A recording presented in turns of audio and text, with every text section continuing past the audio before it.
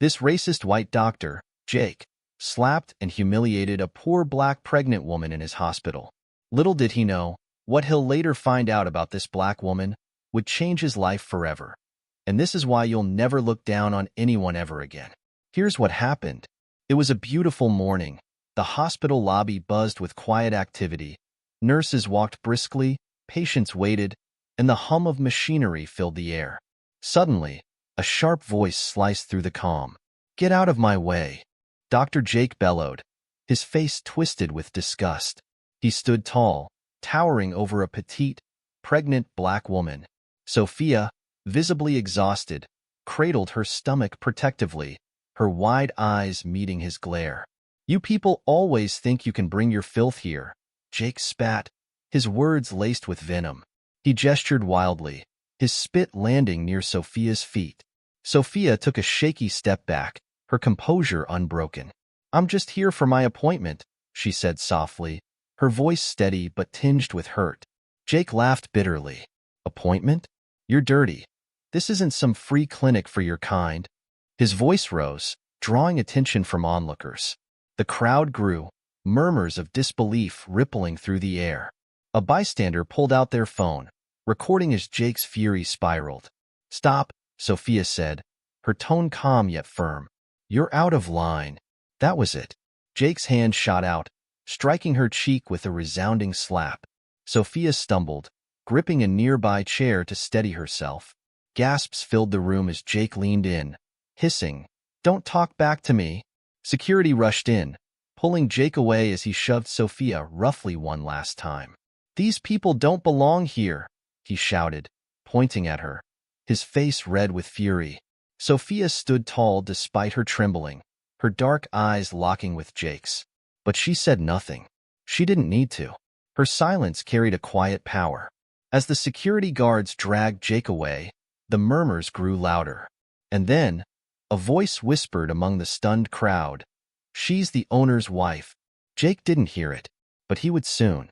You see, Sophia wasn't just any woman. Since she was small, she'd been fighting racism. From being bullied at school to being left out of community gathering due to her color, her life had been nothing but depressing. However, on the flip side, Sophia's world had always been small but full of life. She grew up in East Haven, a tight-knit community where neighbors were like family, sharing everything from meals to sorrows. The streets were cracked, the homes modest, but laughter echoed through the air. Her parents, though poor, were pillars of strength. Her mother worked tirelessly as a seamstress, her father as a mechanic. They taught Sophia the value of hard work and kindness. "No matter what the world throws at you, don't let it harden your heart," her mother often said. But life in East Haven wasn't without its challenges. Racism lingered like a shadow over every corner. Teachers underestimated her in school, and storekeepers followed her around as though she were a thief. Yet, Sophia refused to be defined by the world's prejudices. She was a bright, curious child with dreams far bigger than her circumstances. From a young age, Sophia wanted to be a nurse, inspired by the local clinic worker who treated the community with compassion. "I want to help people," she'd tell her parents. They'd smile, though her father would sometimes sigh. "It's a hard road for us," he'd say, patting her head. "But if anyone can do it, it's you." Sophia carried those words like a shield, determined to rise above the struggles surrounding her.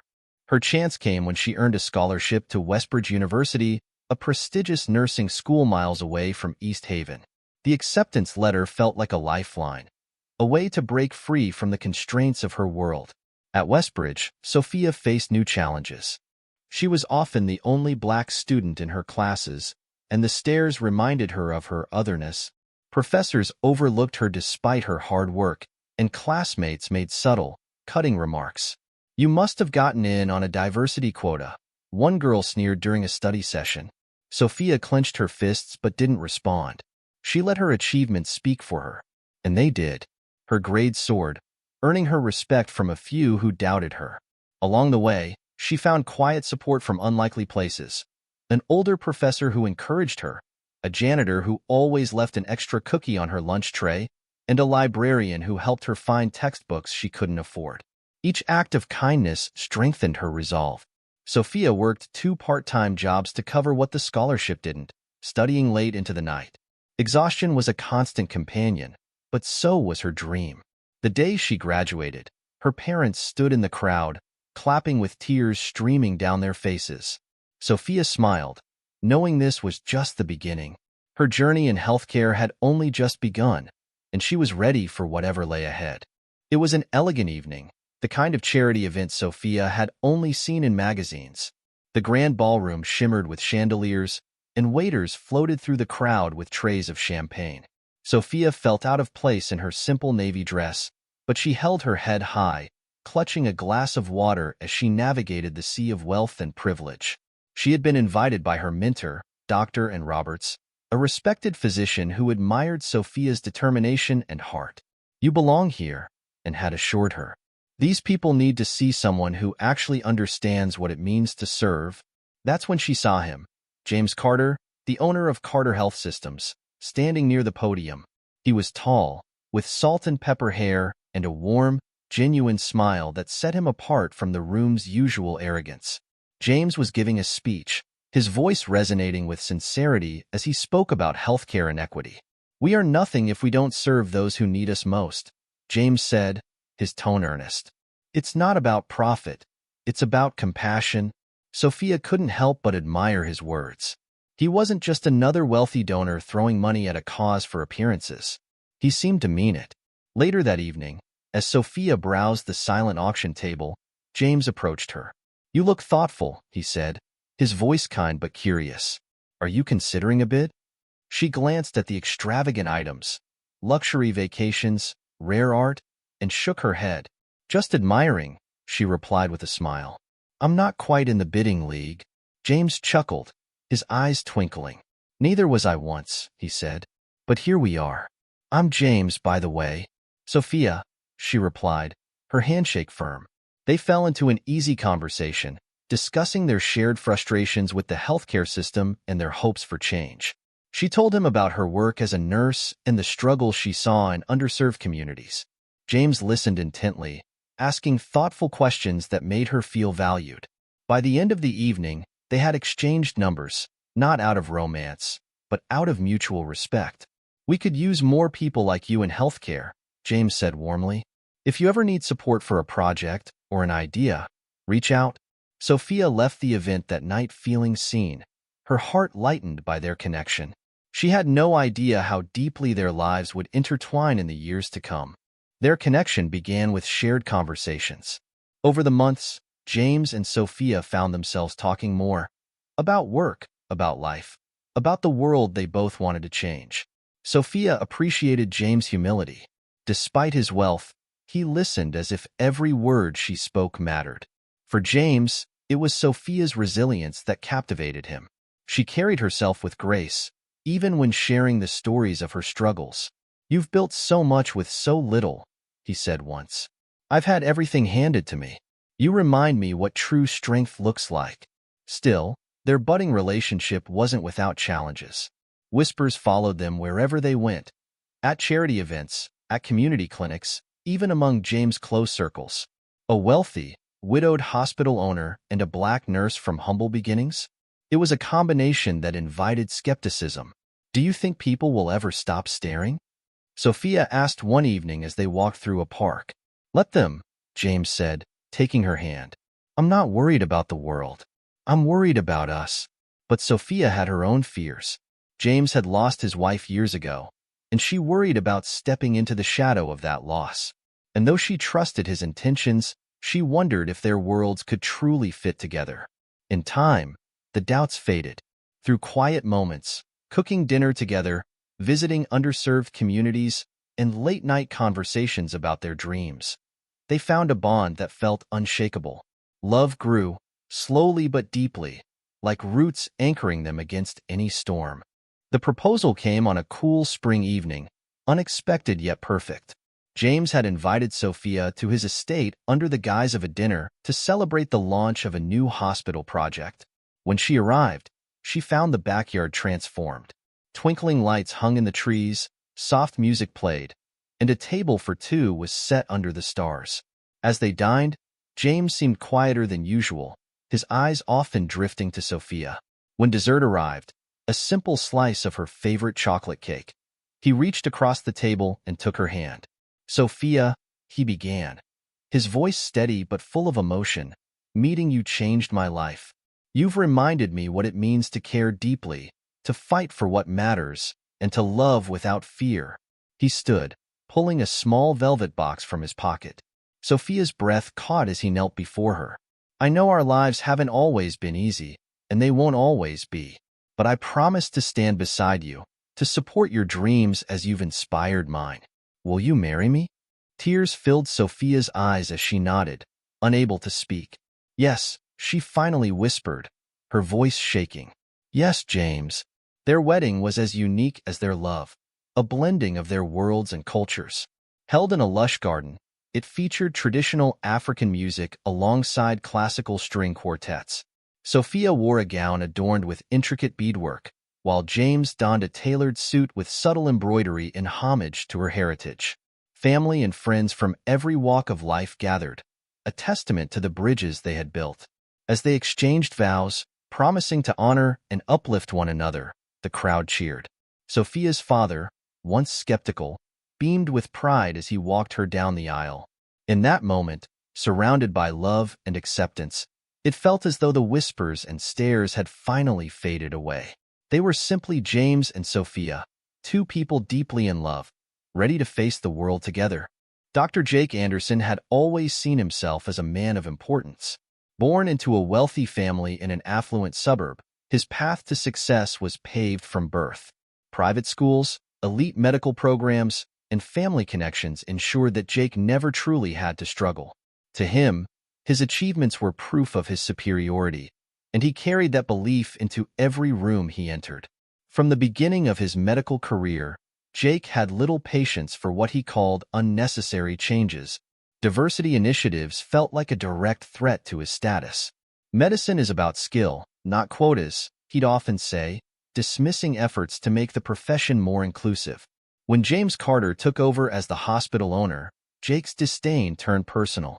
James' decision to hire minority staff and expand outreach programs in underserved areas enraged Jake.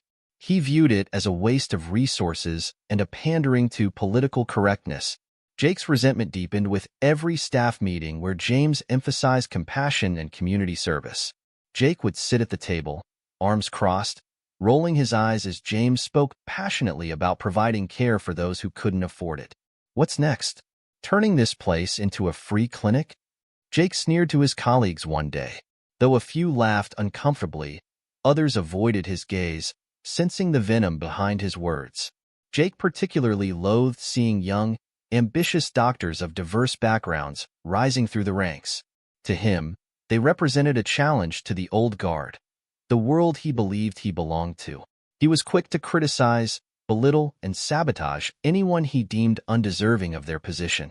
His arrogance often shielded him from consequences. Patients complained about his dismissive behavior, and staff whispered about his bullying tactics, but Jake's reputation as a skilled surgeon kept him untouchable. "Results speak louder than complaints," he'd say smugly, brushing off every reprimand.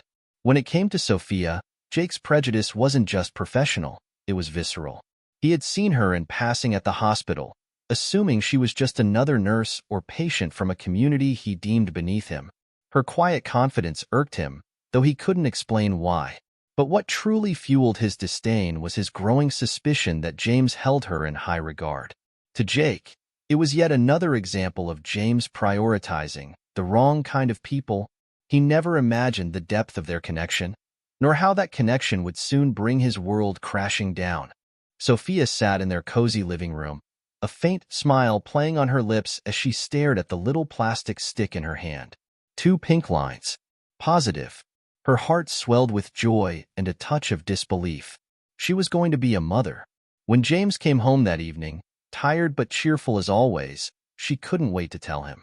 "James," she said softly, standing in the doorway of his study. He looked up, immediately sensing the excitement in her voice. "What is it?" he asked, setting aside his papers. "I have news," she said, holding up the test. "We're going to have a baby." James stared at her for a moment, his expression unreadable. Then, his face broke into the widest smile she had ever seen. He crossed the room in 2 strides, scooping her into his arms and spinning her around. "Sophia, this is incredible," he said, his voice thick with emotion. They spent the evening talking about their hopes for the baby, what they'd name it, how they'd raise it to value kindness and justice. James promised to be as supportive as ever, ensuring that Sophia could balance her work and the joys of motherhood. But Sophia had a decision to make. As thrilled as she was, she knew her pregnancy might draw attention at the hospital.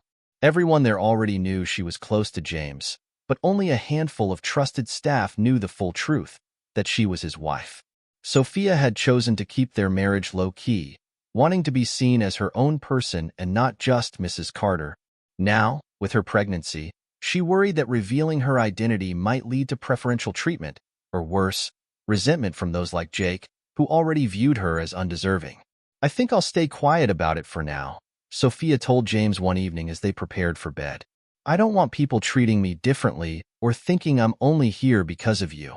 James nodded, respecting her decision. "Whatever you feel is right, Sophia. Just know I'm always here for you." At the hospital, Sophia continued her work as usual, her growing belly hidden under loose scrubs. She handled patients with care and maintained her usual warmth with colleagues. To most, she was just another hard-working nurse, albeit one with an unusual grace and quiet confidence. But as the weeks passed, her choice to keep her identity hidden would set the stage for the confrontation she never saw coming. And when it happened, her composure and the truth would be tested in ways she could never have imagined. Dr. Jake Anderson's behavior had been a long-standing problem at the hospital, but it was a problem no one dared to confront openly. His temper was legendary, and his words often dripped with condescension, especially toward minority staff and patients. "Why bother?" Jake scoffed one day during a staff meeting when a nurse proposed extending free clinic hours for low-income patients. "They'll just waste the resources we could be using for people who actually contribute to society." His tone made the room go silent. Some staff members exchanged uneasy glances, but no one spoke up. Jake, as usual, acted as though his opinion was fact, and those around him were too intimidated or too exhausted to challenge him. Microaggressions were a daily occurrence. Jake frequently mispronounced the names of foreign-born colleagues, sometimes deliberately. He dismissed the concerns of minority nurses, undermining their credibility in front of others. And patients from underserved communities were often met with his thinly veiled disgust. One incident stuck in the minds of many. A young black resident named Dr. Malik had presented a brilliant surgical plan during a team meeting. Jake had smirked, leaned back in his chair, and said, "Impressive. For someone with your background." Dr. Malik didn't respond, his jaw tightening as others in the room looked away. Later, he confided in a colleague, "What's the point? If I report him, it'll just make things harder for me." And Malik wasn't wrong. Upper management had received numerous complaints about Jake over the years. Patients wrote letters about his dismissive attitude. Staff filed reports about his bullying. But Jake's track record as a skilled surgeon shielded him from consequences. "He brings in donors," one board member had said during a private meeting about Jake's behavior. "And let's not forget his connections. Do we really want to stir the pot?" So Jake continued unchecked, his arrogance growing with every ignored complaint. The whispers among staff grew louder, but they were always whispered, never spoken aloud. "You just have to stay out of his way," one nurse warned a new hire. "If he doesn't like you, he'll make your life miserable." Sophia had seen Jake's behavior firsthand, but had chosen to stay professional.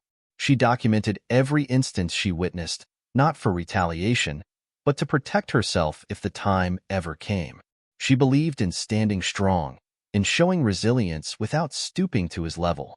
What Jake didn't realize was that his unchecked behavior was laying the foundation for his eventual downfall, and the reckoning was closer than he could have imagined. Sophia had long been aware of Dr. Jake Anderson's behavior, though she mostly kept her observations to herself. She watched as he dismissed the concerns of minority patients, his tone cold and condescending, his body language dripping with disdain. One afternoon, a young mother brought her child in with a high fever. The mother, speaking with a thick accent, struggled to explain her concerns. Jake didn't hide his irritation, cutting her off mid-sentence. "If you can't speak English properly, how do you expect us to help you?" he snapped, before walking away without addressing the issue. Sophia stepped in, gently guiding the woman through the process and ensuring her child received care. Incidents like these were too frequent, and Sophia began documenting them. She noted dates, times, and witnesses, creating a quiet record of Jake's actions. She didn't plan to use it unless absolutely necessary, but she believed in being prepared. On the day of her routine checkup, Sophia had no idea how close things were to boiling over. She arrived early, her growing belly a clear sign of her pregnancy. After signing in at the front desk, she took a seat in the crowded lobby, her calm demeanor masking a sense of fatigue. It was then that Jake walked in, his presence as commanding as always, his expression set in its usual mix of arrogance and disdain. He scanned the room, his gaze stopping on Sophia. To Jake, Sophia looked like just another low-income patient taking up space. He didn't recognize her, didn't see the confident nurse who had worked tirelessly to support others. Instead, he saw a target for his frustration. "You," he barked, striding toward her. "What are you doing here?" Sophia looked up, startled but composed. "I'm here for my appointment," she said, her voice calm. Jake sneered, loud enough for others to hear. "This isn't a free clinic. We don't have time for—" He paused, gesturing at her with a dismissive wave. "You're kind?" The room fell silent, all eyes on the escalating confrontation. Sophia stood, her back straight, her voice steady. "I suggest you lower your voice, doctor. You're being unprofessional." That only fueled Jake's anger. "Unprofessional?" He spat, his face reddening. "Don't lecture me, you." The slur came out before he could stop himself. Gasps rippled through the crowd. Sophia's face remained calm, but her eyes held a quiet fury. "You're out of line," she said firmly. Jake's response was instant. His hand lashed out, striking her across the face. Sophia stumbled, catching herself on a nearby chair. The crowd erupted in shock, some pulling out their phones to record. Jake, still fuming, advanced on her again, hurling insults and shoving her. Security rushed in, pulling Jake away as he continued to yell. "She doesn't belong here," he bellowed, pointing at Sophia, completely unaware of the storm he had just unleashed. The flashback ends, returning to the present. The video of Jake's outburst and assault had spread across social media like wildfire. Every platform buzzed with outrage as millions watched the shocking footage. News outlets picked up the story, airing it alongside headlines like, "Doctor assaults pregnant woman in shocking racist rant. Hospital under fire as staff member caught on video." Who was the woman behind the viral video? The public demanded accountability. Activists staged protests outside the hospital, holding signs that read "Justice for Sophia" and "End Racism in Healthcare." Inside the hospital, chaos reigned. Staff whispered anxiously, avoiding Jake, who had locked himself in his office, refusing to apologize. He still believed he was untouchable, unaware of the full truth. Meanwhile, James sat in his office, watching the video in stunned silence. His jaw tightened as he recognized Sophia, his wife, his unborn child. "She didn't tell me," he muttered, his voice thick with emotion. But it didn't matter now. He picked up his phone and dialed. "Get me the board. We need to talk. Now." The stage was set for a reckoning unlike anything the hospital, or Jake, had ever seen. In his office, Jake leaned back in his chair, arms crossed, scrolling through news articles and social media posts about the incident. The world seemed to be in uproar, but Jake remained unfazed. "They'll forget about this in a week," he muttered to himself, smirking at the outrage. No one takes these online mobs seriously. His phone buzzed with messages from his lawyer and a few of his more loyal colleagues. "Stay calm." One text read, "We'll handle this." Another read, "You've been through worse. The hospital needs you too much to cut ties." Jake's confidence only grew.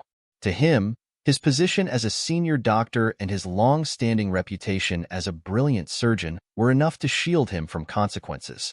In the boardroom, however, the mood was tense. James Carter had summoned an emergency meeting, his presence alone enough to make the board members uneasy. "We can't afford to let this go," one board member argued. "The video is everywhere.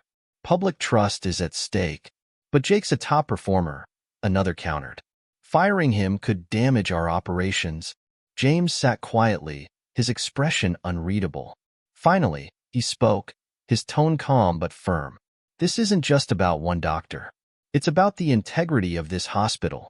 If we don't take action, we're complicit." The room fell silent. Some members nodded reluctantly, while others exchanged nervous glances. Jake's name and reputation had once been a source of pride, but now it threatened to bring the entire hospital down. The following week, Sophia stepped forward, no longer content to remain in the background. She knew the truth had to come out, not just for her, but for every patient and staff member who had endured discrimination under Jake's unchecked arrogance. At a press conference arranged by James, Sophia stood at the podium, her calm demeanor commanding attention. Cameras flashed, reporters leaned in, and the world watched. "I am Sophia Carter," she began, her voice steady. "I am not just a nurse, not just a patient. I am the wife of James Carter, the owner of this hospital. But more than that, I am a woman who has experienced firsthand the cruelty of discrimination." The room buzzed with shock at her revelation. Jake, who was watching the live broadcast in his office, froze. "What did she just say?" he muttered, his face paling as the realization hit. Sophia continued, recounting the incident with clarity and grace.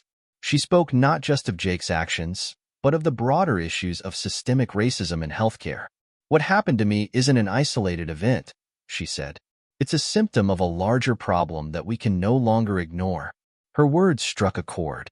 She spoke of patients dismissed because of their race, of colleagues overlooked because of their background, and of the pain caused by those who saw themselves as untouchable. By the time she finished, the room erupted in applause. Reporters clamored to ask questions, but Sophia stepped back, her message clear. Jake, watching from afar, felt his confidence crumble. The public now knew who Sophia was, and, more importantly, who she stood for.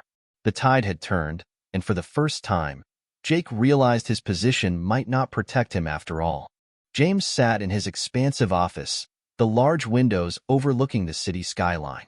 His usual calm demeanor was replaced by a quiet intensity as he waited.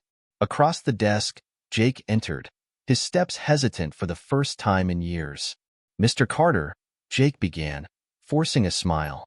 "I'm sure this is just a misunderstanding. I can explain." James raised a hand, silencing him. "Sit down, Dr. Anderson." Jake hesitated but complied, his earlier arrogance waning under James' piercing gaze. "I won't waste time on pleasantries," James said, his voice low but firm. "I'm here to talk about your actions, your verbal and physical assault on a pregnant woman in my hospital." Jake shifted uncomfortably, trying to muster his usual bravado. "That woman was out of line." "That woman," James interrupted, his tone sharp, "is my wife." The words hung in the air, each syllable landing like a blow. Jake's face turned pale, his mouth opening and closing as he searched for words. I didn't know," he stammered. "It shouldn't matter," James said, leaning forward. "Whether she was my wife, a staff member, or a patient off the street, your behavior was unacceptable. And now, thanks to your actions, this hospital, the one I've spent years building, is under scrutiny." Jake straightened in his chair, clinging to the remnants of his arrogance. "I've worked here for decades, Carter. I've brought in donors, saved lives. And how many lives have you diminished with your bigotry?" James shot back, his voice rising. "How many staff members have left because of you? How many patients have gone untreated because you decided they weren't worth your time?" Jake's silence was answer enough. James stood, his imposing figure casting a shadow over Jake. "Here's your choice," he said. "Resign quietly and walk away, or face the consequences of a full investigation. One that will expose every complaint, every accusation, and every incident you've buried over the years." Jake swallowed hard, realizing for the first time how precarious his position had become. Word of James' confrontation with Jake spread quickly through the hospital. While Jake had always been a looming figure of fear, His sudden vulnerability gave staff the courage to speak out. It started with a junior nurse, who came forward with a written account of Jake belittling her during a surgery. "He told me I'd never be more than a glorified assistant," she said, tears in her eyes. Then came a security guard who had witnessed Jake dismiss a patient based on their inability to pay, saying, "This hospital isn't a charity." More stories followed. An older doctor recalled how Jake had sabotaged a promising young resident's career out of jealousy. A janitor shared how Jake had once refused to let him clean his office, saying, "I don't need you spreading germs in here." Each testimony painted a clearer picture of a man who had wielded his power without accountability for far too long. Sophia listened to the accounts with a mix of sadness and determination. "This isn't just about me," she said during a staff meeting. "It's about making sure no one else has to go through what so many of us have endured." The revelation solidified her case, and the hospital's board could no longer ignore the growing calls for action. Jake's days of unchecked power were over. The tide had turned, and the staff's voices, once silenced by fear, had become a roar demanding justice. Sophia's decision to file a lawsuit was not born out of vengeance, but justice. The assault, the racial slurs, and the hospital's long-standing negligence demanded accountability. With James' support, she filed a formal complaint against Jake and the hospital, claiming discrimination, negligence, and endangerment to her and her unborn child. The lawsuit sent shockwaves through the community. Media outlets amplified the story, and protests outside the hospital grew larger. Activists praised Sophia's courage, framing her case as a landmark stand against systemic racism in healthcare. Jake, desperate to salvage his reputation, hired a high-profile lawyer known for defending controversial clients. The lawyer held a press conference, framing Jake as the victim of a media witch hunt. "Dr. Anderson has dedicated decades to saving lives," the lawyer declared. "This incident has been blown out of proportion and manipulated by those with ulterior motives." But the public wasn't buying it. The video evidence, combined with Sophia's powerful testimony, had already turned sentiment firmly against Jake. Online forums, talk shows, and community gatherings buzzed with outrage over his actions and support for Sophia's fight. Meanwhile, the hospital faced mounting pressure to act. The lawsuit triggered a formal investigation into Jake's conduct, and for the first time, the board couldn't sweep the allegations under the rug. James ensured that an external firm was brought in to handle the investigation, guaranteeing transparency and accountability. The investigation was swift and thorough. Years of complaints, once ignored or buried, were unearthed. Patient records revealed multiple instances of mistreatment, many of them targeting minority and low-income individuals. Staff testimonies highlighted a pattern of bullying, prejudice, and unprofessional conduct. One damning discovery was an internal memo from years prior, documenting Jake's refusal to treat a critical patient because of their inability to pay. The patient had later died, sparking outrage among investigators. The findings painted a damning picture not just of Jake, but of the hospital's complicity. Upper management had turned a blind eye for years, prioritizing Jake's prestige over patient care and staff well-being. At a tense board meeting, James presented the findings to the members. "This hospital has a duty to uphold its values," he said firmly. "Allowing Jake to stay would destroy everything we stand for." The vote was unanimous.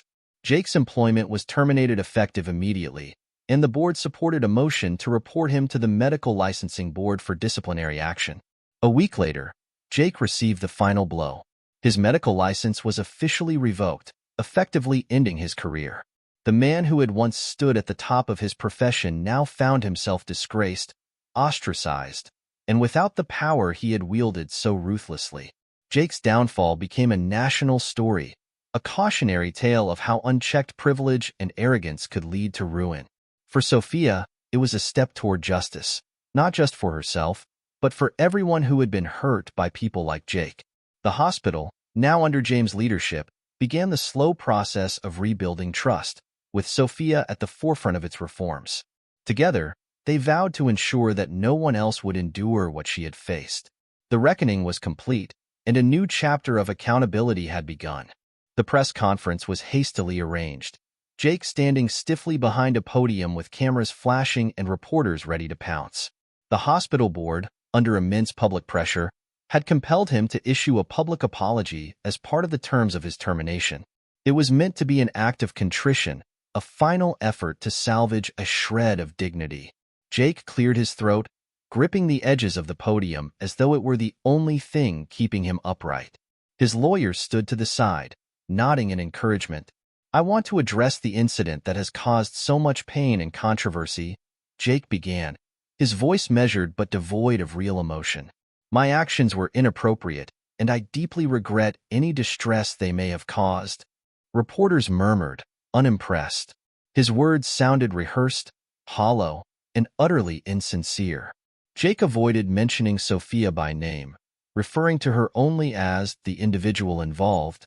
He continued, "I've dedicated my career to saving lives, and I let my emotions get the better of me in a stressful moment. I am truly sorry." The apology was met with skepticism. Social media exploded with comments dissecting every word, calling out his lack of genuine remorse. Behind the scenes, Jake vented his frustration to his lawyer. "This is absurd," he snapped. "I shouldn't have to grovel to people who don't understand the pressures I'm under." His private arrogance only deepened the public's disdain. The apology, intended to repair his reputation, only solidified his image as a man unwilling to take responsibility for his actions. While Jake's reputation crumbled, Sophia's star was rising. The public had rallied behind her as a symbol of resilience and justice. Invitations to speak at conferences and community events poured in, and her powerful story continued to inspire others. Sophia decided to use her newfound platform to advocate for change. "This isn't just about me," she said during an interview on a popular talk show. "It's about everyone who's ever been dismissed, mistreated, or dehumanized because of prejudice in healthcare." Her voice resonated far and wide, and soon, Sophia took her advocacy a step further. With James' support, she founded the Healthcare Equality Initiative, a foundation dedicated to addressing medical discrimination and supporting victims. The foundation provided resources for patients who had experienced bias, offered training programs for healthcare professionals, and lobbied for systemic reform. Through the foundation, Sophia worked tirelessly, meeting with lawmakers, hospital executives, and community leaders. She launched campaigns to raise awareness about implicit bias in healthcare, sharing stories of those who had been overlooked or harmed by the system. The public responded with overwhelming support. Donations poured in, and partnerships with other organizations flourished. Sophia's foundation became a beacon of hope, a testament to what could happen when one person stood up against injustice. But for Sophia, the most meaningful moments came in the quiet exchanges, when a patient thanked her for making them feel seen, or when a young nurse said her story inspired them to keep going. In those moments, Sophia knew her pain had been transformed into something powerful, something that would outlive her and create lasting change. The fallout from the incident and Sophia's advocacy sparked a wave of transformation within the hospital. James, with Sophia's guidance, spearheaded reforms to address the deep-seated issues of bias and inequity. The first step was introducing mandatory diversity training for all staff, from nurses to administrators. The program wasn't just about checking boxes. It delved into implicit bias, cultural competence, and the impact of discrimination on patient outcomes. Sophia herself led some of the workshops, sharing her experiences to underscore the importance of the changes. Next came stricter oversight of staff conduct. A new reporting system was implemented, allowing employees and patients to anonymously file complaints about unprofessional behavior. An external panel was set up to review these reports, ensuring impartial investigations. The hospital also launched a community outreach initiative, offering free medical services in underserved areas. These events, often attended by Sophia and James, became a symbol of the hospital's commitment to rebuilding trust. Staff morale began to improve as the toxic atmosphere Jake had perpetuated was replaced with a sense of purpose and unity. Nurses, doctors, and administrative workers alike rallied around Sophia, inspired by her resilience and leadership. Patients, too, noticed the difference. For the first time, many felt truly seen and heard. "This hospital feels different now," an elderly patient told Sophia during a routine visit. "It feels like it belongs to all of us." The community, once wary, began to embrace the hospital as a place of healing and inclusion. Sophia's story became a touchstone, a reminder that even the most entrenched systems could change with courage and determination. Meanwhile, Jake's world had grown small and desolate. With his medical license revoked and his reputation in shambles, he found himself unwelcome in the very circles he once dominated. Job applications were met with curt rejections. "We're looking for someone who aligns with our values," one email read, thinly veiling the truth. Jake was a liability no one wanted to risk. His former colleagues, once eager to align themselves with his prestige, now avoided him entirely. Even those who had once defended him distanced themselves, fearing association with his downfall.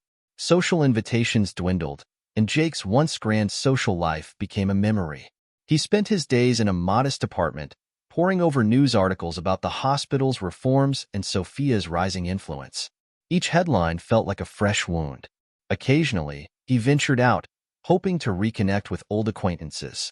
But the cold stares and whispered conversations reminded him that he was no longer welcome. Even in professional networks, his name had become synonymous with scandal and arrogance. Jake's isolation deepened his bitterness. He resented Sophia, James, and the hospital for what he saw as a conspiracy against him. But in the rare moments of clarity, he recognized the truth. His own actions had led him here. For the first time, Jake began to understand what it felt like to be unseen, unwanted, and cast aside. A fitting consequence for the years he had spent doing the same to others. The hospital room was filled with warmth and anticipation. Sophia lay in bed, her face glowing with a mixture of exhaustion and joy. Surrounding her were James, her parents, and a handful of close friends who had stood by her through every trial. After hours of labor, a sharp cry pierced the air. The nurse gently handed Sophia a beautiful, healthy baby wrapped in a soft blanket. Tears streamed down her face as she held her child for the first time. James leaned in, kissing her forehead, his own eyes shimmering with emotion. "She's perfect," Sophia whispered, gazing at the tiny face nestled against her chest. James smiled, his voice soft. Just like her mother. The moment felt like a culmination of everything they had endured, a testament to resilience, love, and the power of standing tall in the face of adversity. Friends and staff from the hospital visited over the next few days, each bringing small gifts and well wishes. The hospital itself seemed to share in the joy, with employees celebrating Sophia's new chapter. News of the birth spread quickly, and it was hailed as a symbol of hope and transformation. Community leaders and activists who had rallied around Sophia shared their congratulations, framing the moment as a victory not just for her, but for everyone who had fought alongside her. As Sophia cradled her baby, she couldn't help but reflect on the journey that had brought her to this point. The pain, the struggles, and even the injustices had all led to this moment, a moment of peace, surrounded by love. In a dimly lit room in a modest apartment, Jake sat alone, staring at the remnants of his former life. Framed certificates, once proudly displayed in his office, now gathered dust in a corner. His medical books, once symbols of his prestige, sat unopened on a sagging bookshelf. He flipped through the television channels aimlessly until he froze. A local news segment highlighted Sophia's journey, her advocacy work, the reforms at the hospital, and the birth of her child. The anchor described her as a beacon of hope and strength, a woman who had turned pain into progress. Jake turned off the television, his jaw tightening. The bitterness that had consumed him for months threatened to rise again, but this time, it was accompanied by something else: regret. He replayed the events in his mind, the slap, the insults, the moment he realized who Sophia truly was. He thought of the countless faces he had dismissed over the years, colleagues, patients, even friends. The weight of those moments pressed heavily on him now, each one a missed opportunity to be better. Jake tried to shake off the thoughts, but they lingered, invading his quiet moments. He couldn't escape the truth. His actions had brought him here, to this life of obscurity and isolation. Occasionally, he thought about reaching out to Sophia, to apologize sincerely, but the weight of his pride and shame always held him back. Instead, he watched her from afar, silently acknowledging her triumphs and the impact she had made. For Jake, the silence of his new life was both punishment and penance, a constant reminder of what he had lost and what he had failed to be. And though the world had moved on without him, he remained, grappling with the consequences of his choices and the reflection of the man he had become. Under the leadership of James and Sophia, the hospital underwent a remarkable transformation. The reforms initiated after Jake's downfall had laid the foundation for a new culture, one of diversity, inclusion, and compassion. The staff felt the change immediately. Monthly diversity workshops became a staple, not as a chore, but as an opportunity to learn and grow. The hospital implemented a mentoring program, pairing seasoned professionals with minority students and residents to ensure they felt supported as they navigated their careers. Sophia played a hands-on role, often working directly with patients and staff to model the values she championed. "It's not about where you come from," she told a group of new hires during orientation. "It's about where you're going and the difference you can make." Patients also noticed the shift. They felt seen, heard, and cared for in ways that hadn't always been the case. Outreach programs expanded, bringing mobile clinics to underserved areas and offering free health screenings. Community members who had once been skeptical now spoke of the hospital with pride. The hospital became a model for others, attracting national attention for its groundbreaking approach to healthcare. Articles in medical journals praised its commitment to equity, and other institutions sought to replicate its success. For Sophia and James, the real victory lay not in the accolades, but in the stories of lives changed. From a single mother receiving life-saving care to a young resident finding their voice, each success was a reminder of why they had fought so hard for this new era. One quiet evening, Sophia sat on the porch of their home, watching the sun set. The soft sounds of her baby cooing from the nursery drifted through the open window, and James sat beside her, holding her hand. It was a rare moment of stillness in their busy lives. As the sky turned shades of orange and purple, Sophia allowed herself to reflect. She thought about the challenges she had faced, growing up in a small, tight-knit community, working her way through school, enduring Jake's cruelty, and navigating the scrutiny of being James' wife. Yet, here she was, stronger than ever. Her family was her anchor, her foundation was thriving, and the hospital was a beacon of hope for so many. "I never thought we'd come this far," she said softly, glancing at James. "There were times I wondered if it was worth it." James squeezed her hand gently. It was worth it, every step of the way. For Sophia, the greatest victory wasn't the accolades or the attention. It was the knowledge that her struggles had created something lasting, something that would benefit generations to come. She had turned pain into progress, adversity into opportunity, and injustice into a platform for change. As the stars began to dot the night sky, Sophia closed her eyes and smiled, a deep sense of peace washing over her. She had found her place, her purpose, and her joy. And that, she knew, was the ultimate triumph. The work of Sophia's healthcare equality initiative had started as a local effort, but its impact soon rippled far beyond the hospital walls. Her foundation gained national recognition for its groundbreaking work, tackling systemic bias in healthcare and advocating for equitable treatment for all patients. Healthcare providers across the country reached out, eager to implement Sophia's programs in their institutions. Her foundation created comprehensive toolkits for diversity training, bias reduction, and community outreach, making it accessible to hospitals large and small. Sophia became a sought-after speaker at national conferences, her words resonating with professionals, activists, and policymakers alike. "Healthcare isn't just a system, it's a lifeline," she said during one address. "And it must be a lifeline for everyone, not just those society deems worthy." The movement inspired similar initiatives across the nation. Hospitals established equity councils, rural clinics received funding for staff education, and laws were proposed to hold healthcare institutions accountable for discriminatory practices. Sophia's story, once a symbol of injustice, had become a catalyst for change. Communities that had long been neglected began to see progress, their voices amplified by her relentless advocacy.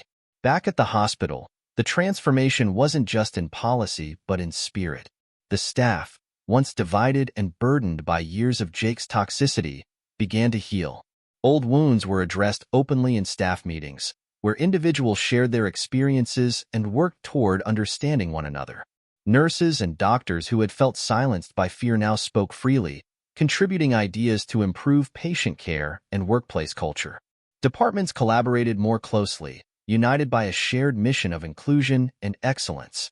Even those who had once supported Jake came forward, acknowledging their complicity and committing to change. "We failed each other," one senior doctor admitted during a meeting. "But it's not too late to make things right." Sophia remained a guiding presence, offering support and encouragement as the staff rebuilt trust. She knew that healing wasn't an overnight process, but she saw progress in every act of kindness, every gesture of collaboration, and every patient who walked through the doors feeling valued. On a peaceful summer morning, Sophia, James, and their child sat on a blanket in the park, the sun casting a golden glow over the scene. Their baby, now a curious toddler, laughed as she chased butterflies across the grass, her giggles filling the air. Sophia leaned against James, her heart full. The journey had been long and often painful, but it had brought them to this moment, a moment of joy, of love, of hope. "We've come a long way," James said, his voice soft. "And there's still so much to do," Sophia replied, her gaze following their daughter. "But we'll do it. Together." The world around them was far from perfect, but it was changing. People were listening, learning, and working to create a more just and compassionate society. And Sophia knew that their fight, though difficult, had been worth every step. As the toddler returned to her parents, arms outstretched, Sophia scooped her up and held her close. Together, the family sat beneath the sprawling oak tree, the future stretching out before them, a future they had helped shape for the better. The story ended not with a final resolution, but with a promise of continued growth, love, and a brighter tomorrow. I hope you enjoyed the story. Please like and subscribe to the channel for more stories like this one. Thank you.